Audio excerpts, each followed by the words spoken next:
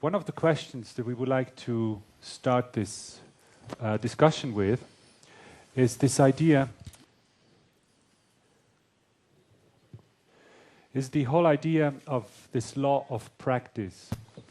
As David Meyer was very clearly presenting, there is obviously a strong effect of the law of practice that even can be measured in numbers. It can be calculated how many efforts it takes to dominate or be in better control of a certain task.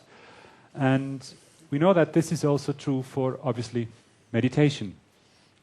Do you, in the Buddhist tradition, have such an idea of the law of practice? And is it also possible to measure the effect of these effects of the practice?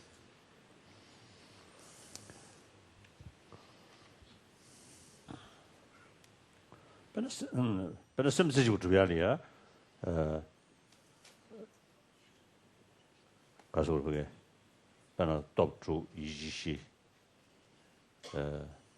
That the Chan in Assembly, Kasurkura, Java, and your Java, let Java Sati, the message me today. No. Could a rimbo so solid than a deep with Yamutanta, so I can check with me, shadows to I do stones. So listening to In other Comjane, Tujung Shiro, some Jung Shiro, Kumjung Shiro, Shed had the tell. I just did all should say. So listening to David's presentation and the reference to the power of the law of practice, His Holiness was saying that it reminded him of the certain understanding of processes of development in relation to, for example, the shamatha practice in the Buddhist context.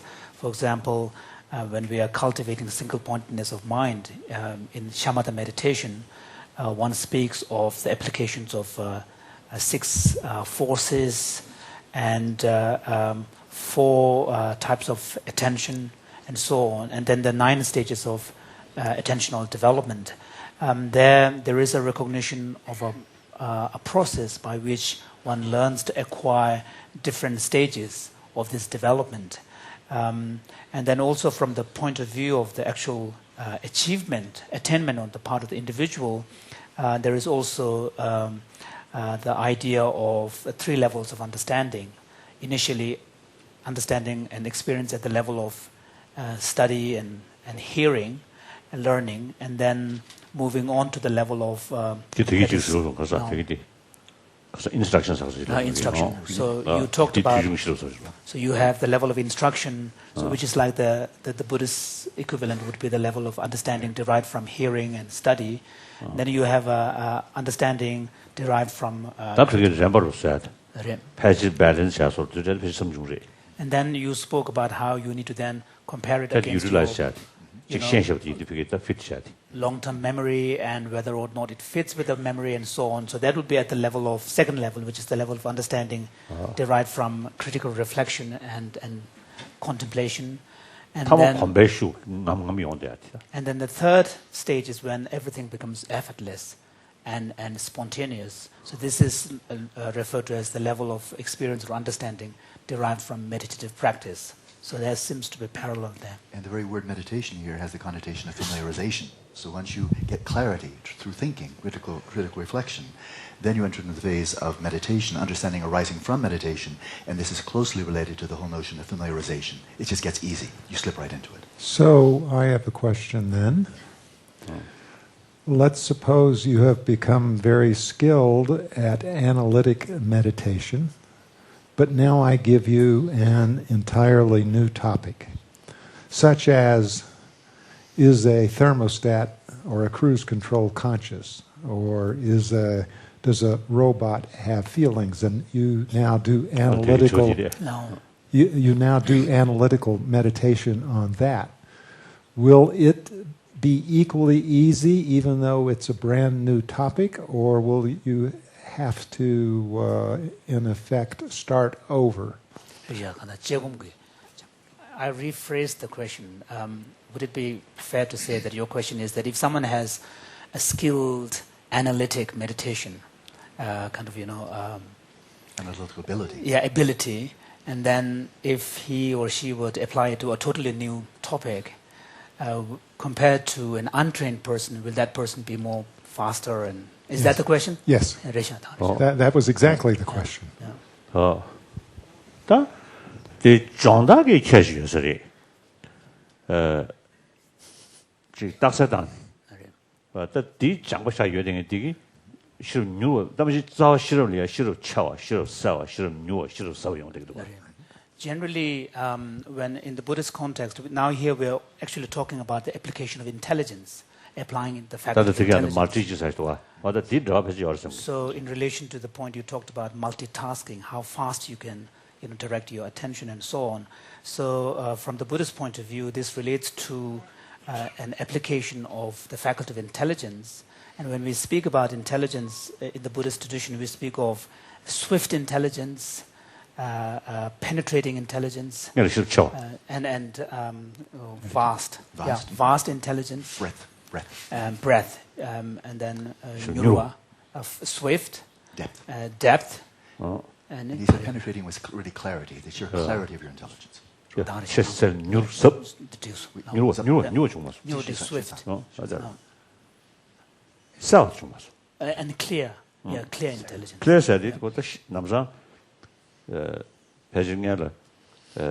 지금 도다 그러지면 이제 그도 sometimes 전에 지금 배지 뉴부시트야 직체. 다디 지범으로 로로마인바. 세부 14고 다와 현통의 직체. 싫어 세부. 다디 유름부 망고라. 뉴부천 시트야. 싫어 뉴. 다 싫어 서서야디. 다 딘자 딘고 쓰네.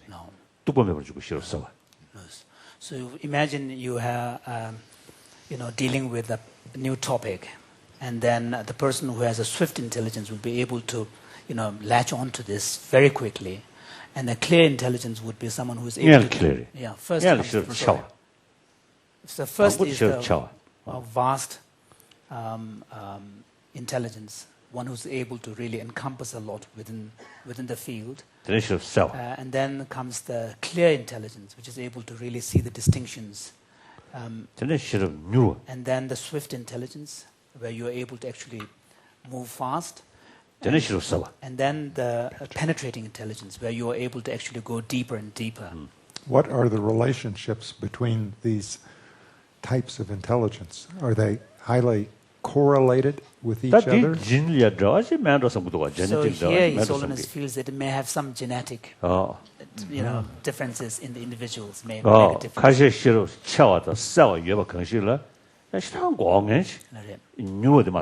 So you see individuals who have the quality of vastness, comprehensiveness, and also clear, but not very quick.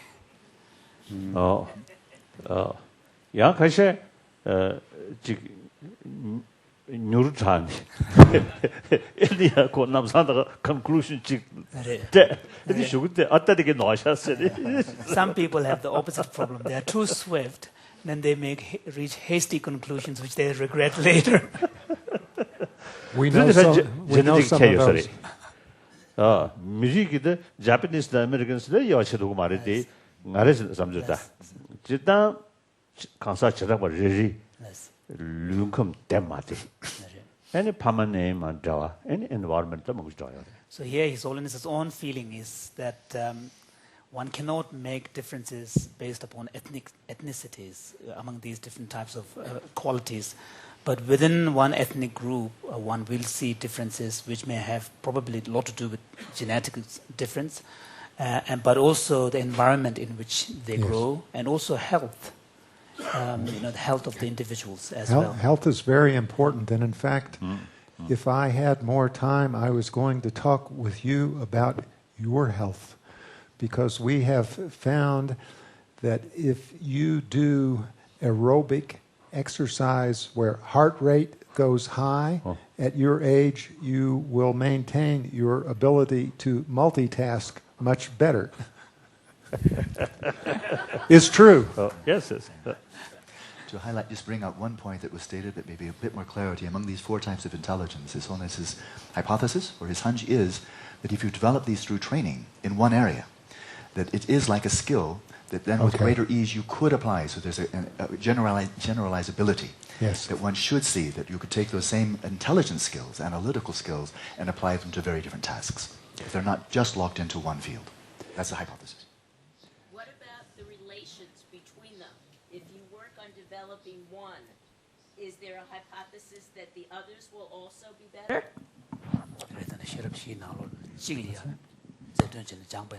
저는 실은 최세 뉴스 뒤에 소소스 나 지금 믹스에 뒤로 가려나.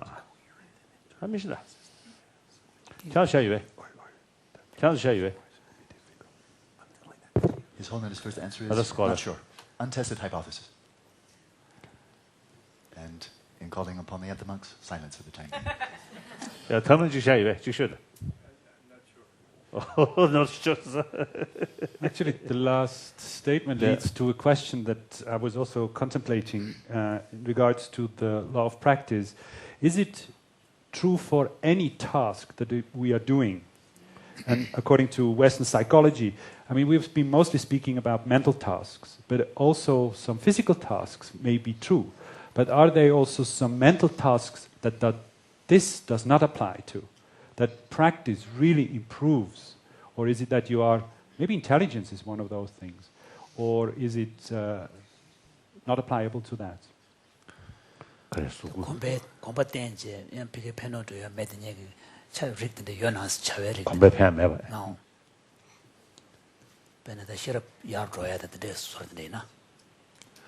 Would you like me to answer? So, the best I can say is that wherever the presence of this law has been investigated under laboratory conditions involving a variety of tasks, including, as you suggested a moment ago, physical ones. In fact, this law was first discovered by measuring performance of physical tasks. It was first discovered specifically with operation of a certain kind of typewriter keyboard. Not the keyboard on a computer like mine, but a special keyboard that allows you to use multiple fingers at the same time for entering letters. So rather than having a separate key for each letter, you change the patterns of keys that get pressed to indicate one letter or another. And a certain investigator about 100 years ago, while studying operation of that kind of special keyboard, discovered this law. Other people then tried to see to what extent this law would apply elsewhere in other situations. For example, it was discovered to hold for individuals who develop the skill of making cigars. In England, they used to make cigars by hand, and you could measure how quickly a worker could make a cigar. The company owners cared about this because the more cigars made per hour, the more money for the company, even though the worker does not get any of that more money. Later, people began asking, well, does this also work for mental tasks? And by now, many dozens of mental tasks have been studied with respect to this law. And with very few exceptions, it works everywhere.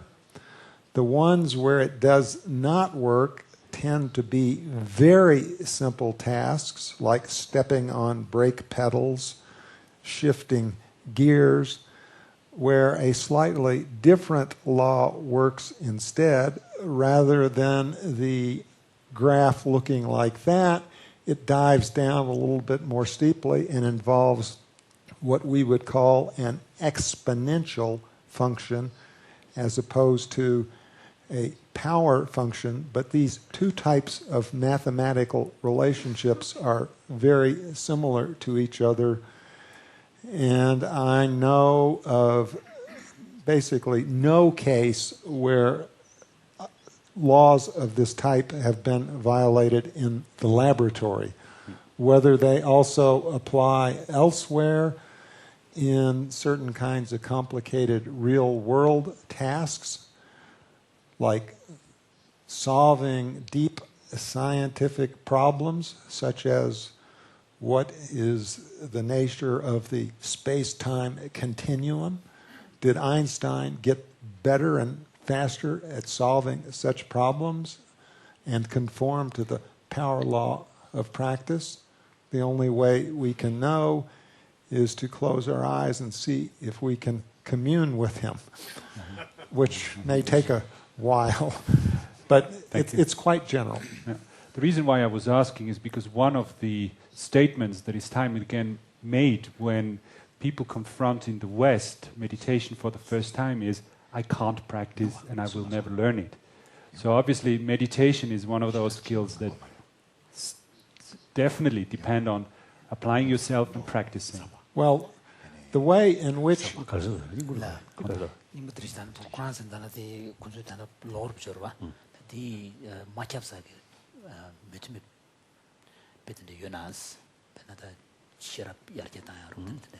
the way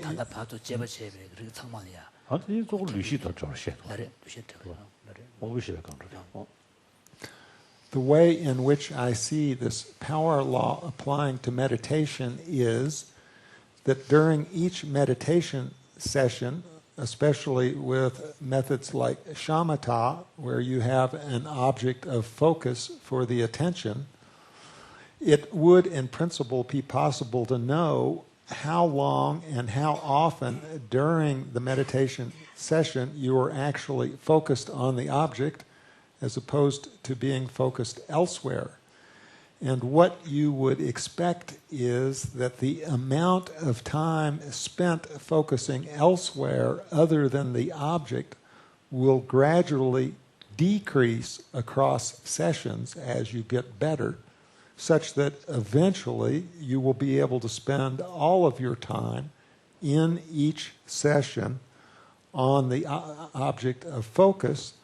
And the question then becomes whether or not this change in the amount of time that you are off task follows the same pattern as the power law of practice versus the number of sessions that you have put into practice so far.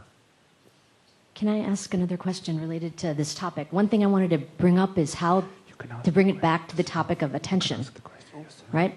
So as we think about people getting more and more efficient at a task, what actually tends to happen is the demand on attention is reduced. So for example, learning how to drive a car, initially it's very attentionally demanding.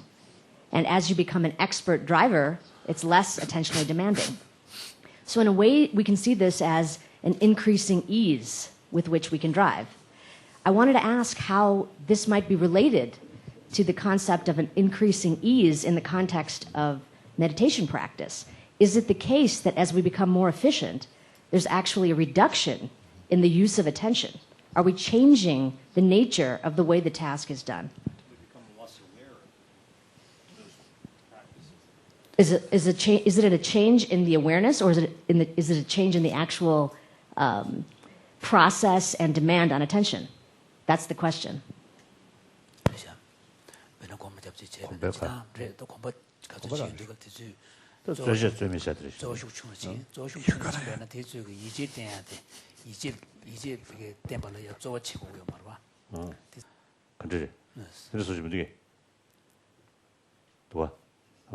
So, although His Holiness was saying that although he's not very clear about this, but if you look at, take your question in relation to the model of arising of a cognitive event in the Buddhist Abhidhamma system, say particularly the Abhidhamma Samuccaya, Asanga system, we identify 5 mental factors that are understood to be omnipresent. In other words, they are present in any act of cognition, whether sensorial or mental. So these 5, so there is the intention or volition, cetana, which is what really directs your mind to any object. And then you have attention, which selects from the field of your experience a particular characteristic or object or property. Perhaps the initial engagement with the object? Yeah. So and then you have contact, where there's a registering of the coming together of the object and the sense faculty and the perception and the cognition. And then there is the perception, where, or you can say discrimination, samjya, where a kind of a certain, the actual cognitive act occurs. You're able to distinguish it from something else. So now, in the case of, say, Then it's all. and then there is the feeling. So when there's a kind of a feeling tone of that experience. In a very primitive sense of just pleasure, pain, and difference. And feeling just very simple. So in any given mental act, these 5 things are happening. So that whether it's in the sensorial level or in the mental level. So so imagine that if, with relation to multitasking, someone is driving or whatever, quite a lot of things are going on. So your eyes may be looking at something, but physically you are pushing the pedal or something, but mentally you are thinking about something else. So a lot of these things are happening at the same time. So His Holiness is wondering, so when something like that happens, to what extent what is happening at the mental level takes precedence, or to what extent what's happening at the sensory, the physical level takes precedence, may differ from moment to moment. I might add just a brief comment with regards to meditation, and why don't we stick with shamatha, and that is it does get easier as one grows accustomed to it, so that's kind of obvious. But if in the course of developing along the path of shamatha, and it's becoming easier and easier, less effort, if you're becoming more and more mindless, less and less attentive to your object of meditation, then from the Buddha side, and not being scattered, but just not attending closely, engaged, then from the Buddha side we'd say you're falling into laxity, chingwa, and dullness, mupa. And if you continue that, you will achieve perhaps the perfection of stupidity. But you'll not achieve shamatha, because the path of shamatha entails an ongoing increasing engagement, an increasing clarity of engagement with the object, so it doesn't have the quality of losing your awareness as you proceed. If you do, you've done it wrong. And it really can give rise to serious mental problems. So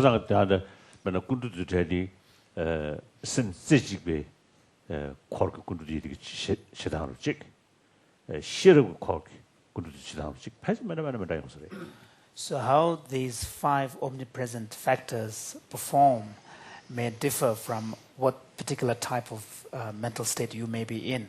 So if you are emphasizing the application of single-pointedness meditation, then the operations of the 5 omnipresent factors may be different from an analytic type of meditation, where you are primarily emphasizing the application of intelligence and critical faculty. So even though in the basic form the 5 factors are the same, but how they operate and function may differ from the type of meditation you are engaging in.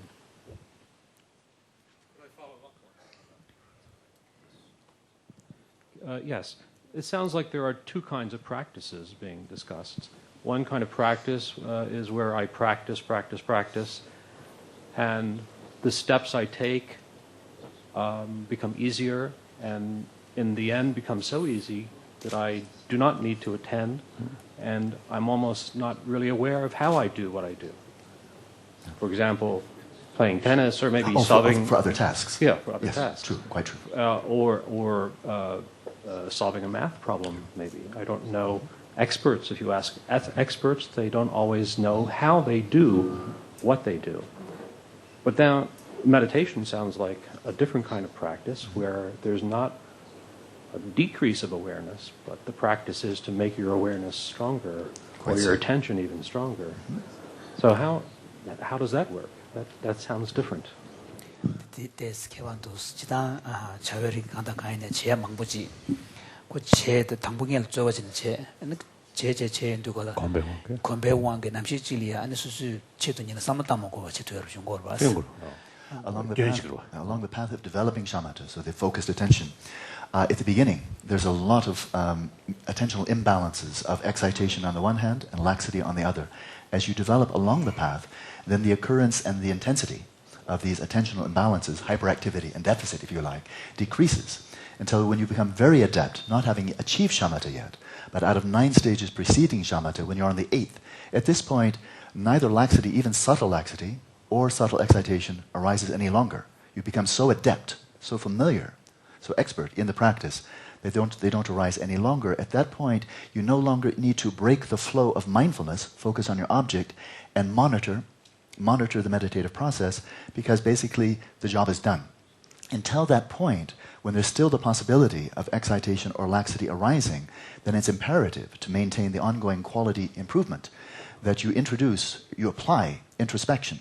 It breaks the flow of mindfulness very momentarily, but this allows you to recognize the imbalances when they arise and apply remedies. But when you become very adept, then you don't need to apply introspection. You can really let it go latent, or you set it into equanimity, that basically let it go dormant, and then it's more of a smooth flow of mindfulness.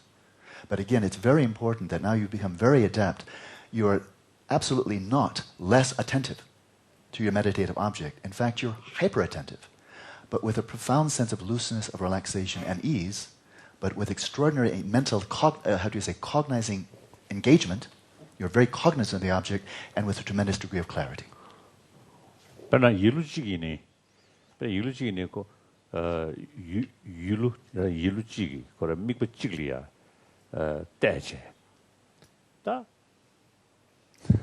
So, to carry on with the translation, so the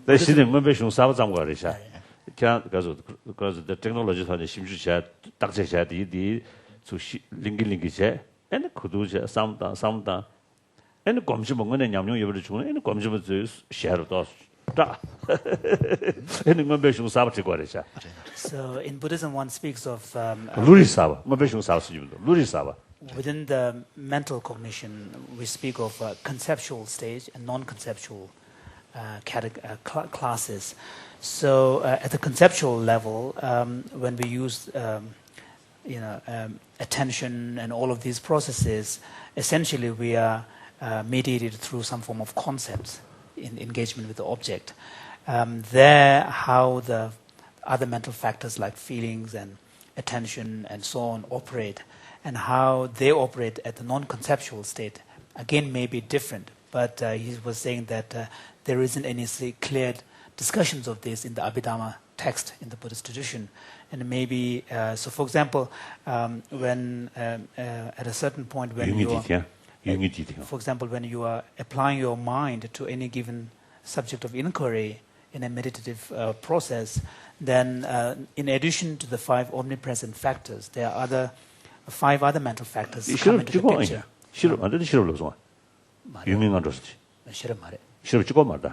싫어 말. 자발의 유명한 비슬리 거래. 말해 싫어 말. 로율은 죽을 까 로율. So in addition to the 5 omnipresent factors, there are other 5 factors known as the object determining factors. They come into play. So these are mindfulness, confidence and trust, or confidence or trust, and single-pointedness, and intelligence, mindfulness, and aspiration, and something called determination or decision.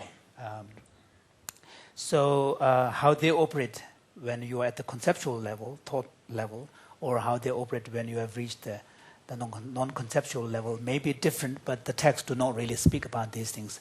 So His Holiness was saying that maybe with the help of insights and the methods of experiments that are being developed in modern psychology, and comparing against the Buddhist Abhidhamma understanding, and maybe at this point we should also ask if some of the meditators are willing to articulate their experiences. We may have to write new texts, a taxonomy.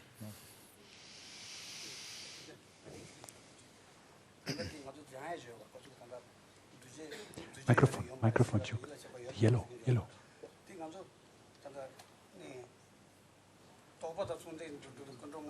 It's coming.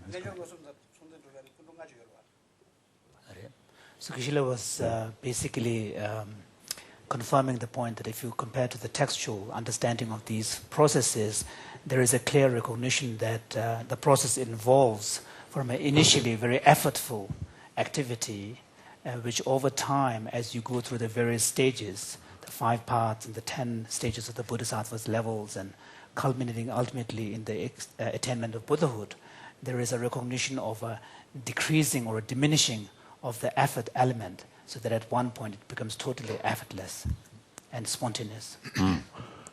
다 안다 가서 딩야만에 계속 주물한다. 왕시다 이루 떠고 이와치야 돼. 아마는 그래서 먹고 좋아.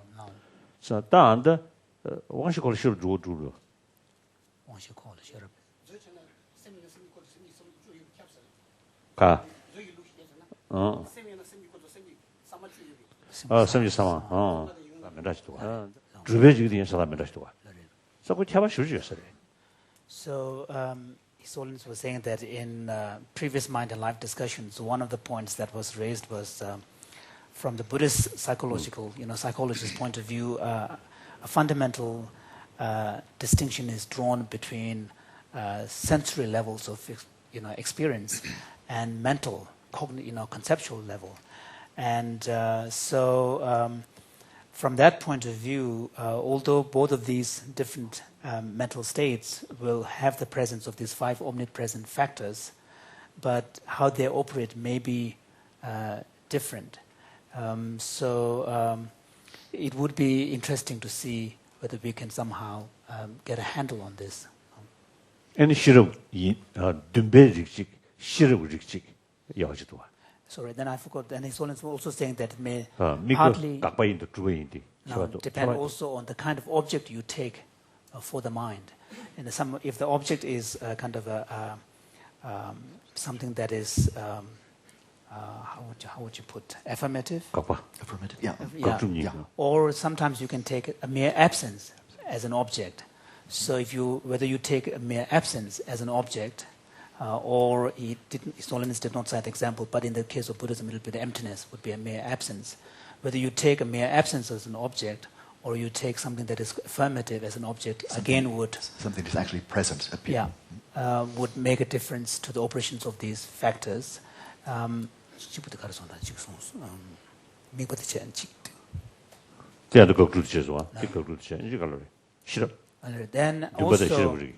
also, if you look at mental states have different kind of, I suppose one could say, tones. Yeah. Some of which are more effectively oriented. So, for example, like interest or aspiration and so on. And some of them are more cognitively oriented, like intelligence and so on. So again, the operations of these mental factors that are concomitant with these different mental states may be different. So we are starting to identify some signatures of brain activity that correspond to these different disposals of the 5 factors. And for example, one aspect of this about which you will hear more during the week is that we now have ways of identifying when the attention is directed inward as opposed to outward. When it is directed outward, a certain network of brain regions will be active. When it's directed inward, a different network of brain regions will be active. In both cases, the attention may be intensely focused, but as a result of it going as a result of it going inward as opposed to outward, there is this change in which regions are engaged. And what's interesting is that under conditions where one has no specific task, there tends to be a cycling back and forth between inward and outward focus that takes place at a rate of approximately 3 cycles per second of not per second, per minute. In, out, 3 times per minute. And you can see the fluctuations in which particular network is engaged. This is while performing a task? No, this is when they are in the so-called rest mode. Rest mode.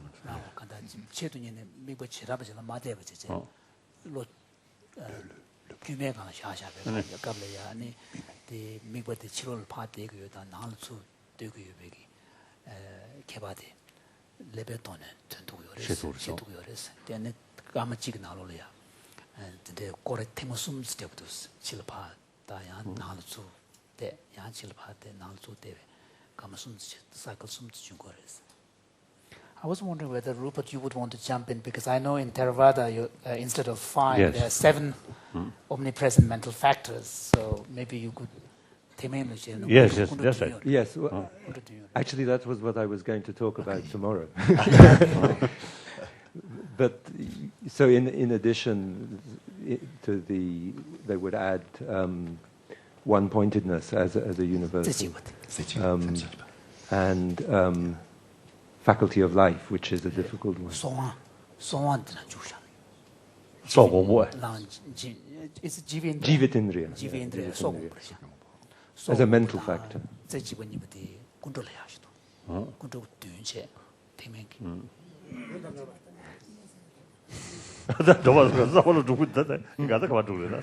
Abhidhamma lists. In Abhidhamma Kosha, although a distinction is drawn between 5 omnipresent factors and 5 determining factors, all of them are listed as universal mental factors. Okay. So that means Abhidhamma Kosha is, in fact, more than the Usually, Theravada. we consider Abhidhamma Kosha, I think based on a Pali tradition. Oh. Within the, within the Vivashik, yes, there are 4 major differences. Different schools. So maybe a little different. According to Theravada, maybe. Yes. I wanted to go back, though, a little bit to ask a question about this practice thing. Because within Theravada Abhidhamma, there is an idea of 24 conditions. So when anything happens, up to 24 different types of condition help something happen. One of those conditions that seems very relevant here is what is called asevana pachaya, which means sometimes it's translated as repetition condition. That is, the more you do something, the easier, the better you get at it. So it seems very relevant to this concept. I know in Abhidharma Kosha, and they also have lists of pratyaya, these kinds of conditions. But I'm not sure, I can't remember if something like asevana, this repetition, is mentioned. I don't remember. Then the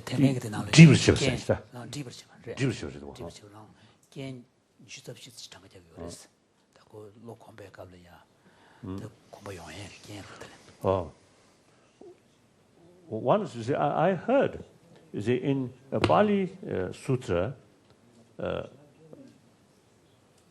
there are about 200 different minds or mental factors is mentioned. Do you see that? 200. Not so many. Around 200 are the same. Chaitasika. Same are the Munzi Nigetsi Shashos. So that is the Shuna, Pagana Meduga. These two are the Shivish Kashmirish. His Holiness has heard that there is in a Pali text, one of the Pali texts, a reference to something like 200 mental factors. I don't know whether someone informed him it's Chaitashikas or maybe different permutations of the mind.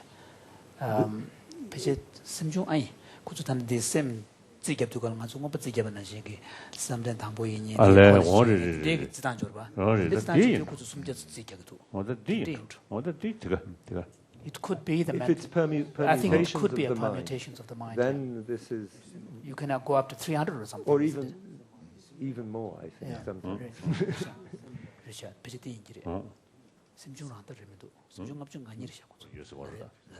So Abhidhamma Kosha lists 10 of them as universals. 10. Yeah. Before we run out of time, if I could ask one question, David. You spoke of focusing outer, and then you put your hand inner, outer, inner. There's a very common practice in shamatha, many methods, but one practice in shamatha, very common, in Tibetan especially, is you create a mental image in the space in front of you, right? There's another practice, many practices in Vajrayana, where you don't simply visualize or create a mental image in front of you, but you create a three-dimensional mandala all around you, and most of it is outside. And so, but just to keep the simple one, creating a mental image, like creating a mental image of a banana on top of your head. You can do. So is that focusing inside or outside? Well, this is an empirical question, yet to be definitively resolved, but in my humble opinion, I would hypothesize that you would tend to get a signature that is more toward the outside.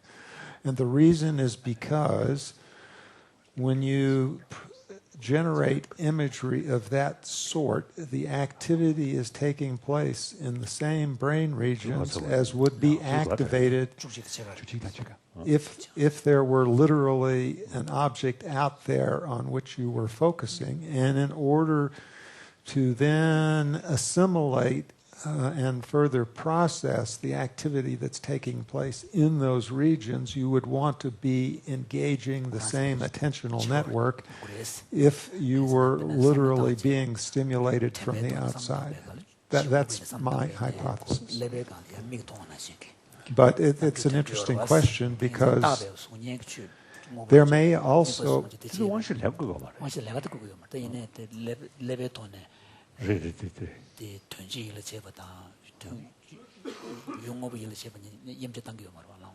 it's also very common to visualize things inside your body, like a pearl of light at your heart. Certainly that would involve the inner focusing mode, but in order to generate this image that is, in effect, perceived as being outside, you're also having to use a certain set of additional processes. That image outside doesn't come about and arise spontaneously on its own. You have to do it through certain kinds of willful action. Unless you're yeah, exactly. And so to the extent that this additional set of processes is involved, and it may, in effect, require a certain amount of introspection, you could imagine that at least during the generation phase of getting the image going, you would have a mixture of these two different networks present, and so it would be a